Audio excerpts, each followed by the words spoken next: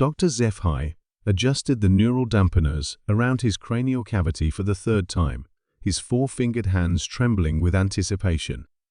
The sterile white chamber of testing facility, Omega-7, hummed with barely perceptible energy fields, each one calibrated to measure something different about his species' compatibility with the most dangerous organism in the known galaxy, Homo sapiens.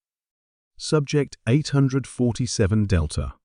Please proceed to Station Alpha, the synthesized voice announced through the chamber's speakers. HFY had traveled 14 light-years from his homeworld of Kepler 442b just for this opportunity. His people, the Veiltari, had been studying humans from a safe distance for over 2 centuries, ever since first contact protocols were established by the Galactic Consortium. The first station contained what appeared to be a simple biometric scanner, but HFY knew better.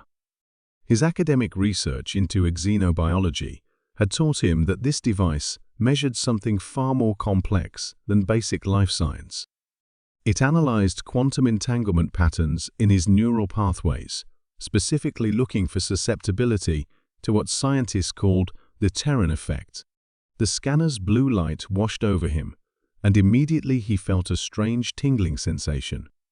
Data scrolled across holographic displays that only the facility's AI could interpret: quantum coherence levels, psionic resistance measurements, temporal lobe, electromagnetic compatibility ratings.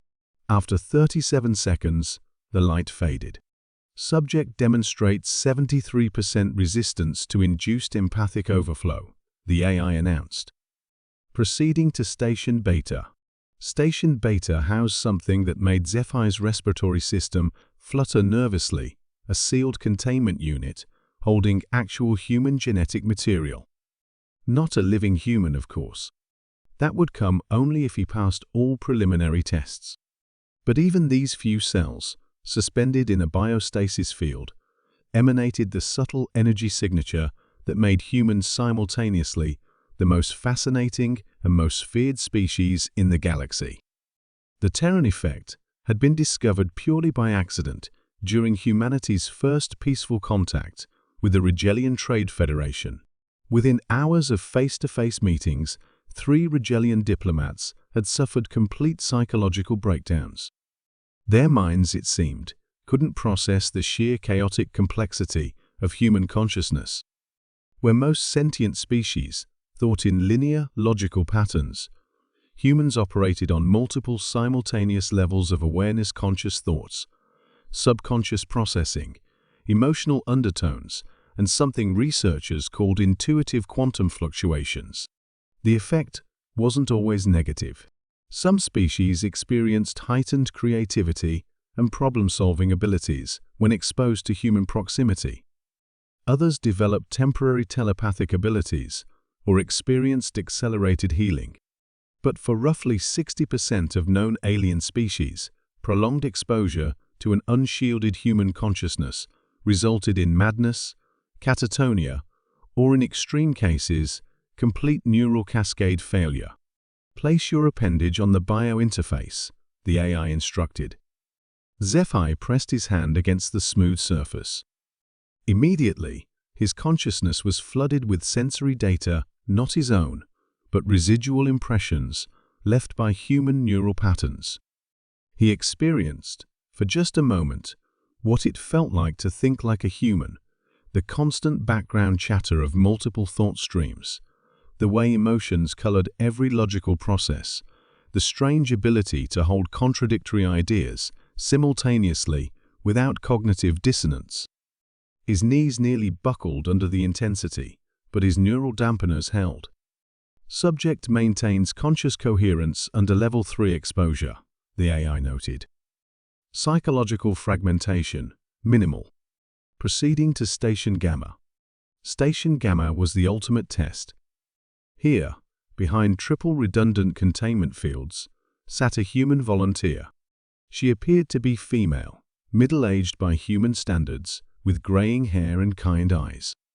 She wore the standard-issue biosuit that regulated her natural emissions, reducing them to levels safe for initial contact.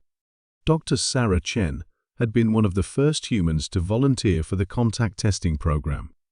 She'd undergone extensive modifications, neural inhibitors, that dampened her species' natural chaotic thought patterns, hormone regulators that controlled emotional output, and quantum dampeners that reduced the probability fluctuations that surrounded all human consciousness.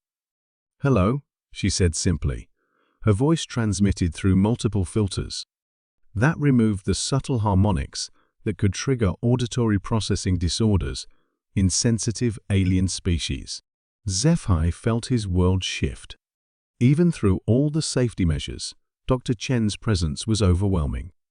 Humans didn't just exist in three-dimensional space like other species, they seemed to exist in multiple probability states simultaneously, their consciousness somehow interfacing directly with quantum uncertainty at the subatomic level. This was why human technology had advanced so rapidly after they'd been introduced to galactic civilization. They could intuitively grasp concepts that took other species centuries to understand through logical analysis. I can feel your thoughts," HFY gasped. "But not just your thoughts. Your possibilities. The thoughts you might think, the decisions you haven't made yet." Dr. Chen smiled carefully, because even human facial expressions could trigger neurological responses in some species. "That's good. It means you're compatible. Most species can only perceive our baseline consciousness. Those who can sense our quantum states are the ones who can work with us safely." The final measurement took another 10 minutes. When it concluded, HFY had become only the 847 the non-human entity cleared for direct contact with unshielded humans.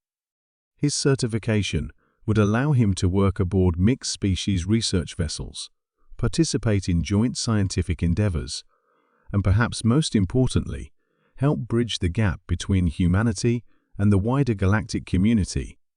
As he left the facility, HFY understood why the tests were necessary. Humans weren't just another species, they were a fundamental force of change in the universe, their very consciousness altering the quantum probability fields around them. They needed handlers, not because they were dangerous, but because they were transformative. The secret test wasn't really about protecting aliens from humans. It was about finding the aliens capable of handling humanity's gift of infinite possibility.